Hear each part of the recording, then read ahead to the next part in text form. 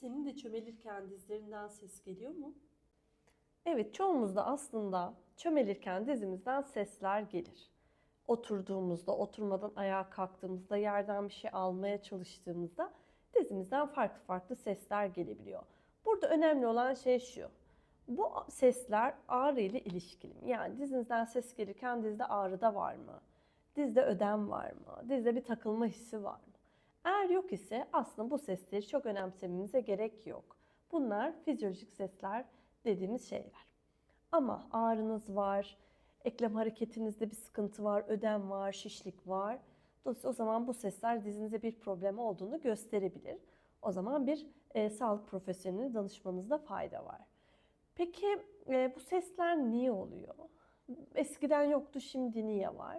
Eğer sesin başlangıcı bir travmayla ilişkiliyse, mesela bir şey oldu ve bundan sonra ses gelmeye başladı.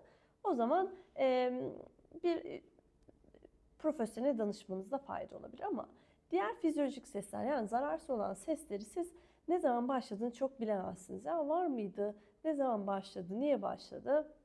Bununla ilgili net bir bilgi yok ama daha çok eklem içindeki sıvıdaki balon patlaması olarak düşünebilirsiniz.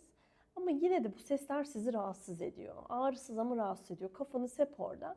Gidip emin olmak için bir hekiminize danışabilirsiniz. Peki bu sesler gider mi? Fizyolojik dediğimiz sesleri aslında ortadan kaldırmak çok da mümkün değil ama problemi işaret eden sesler tedavi edildiğinde ortadan kalkacaktır.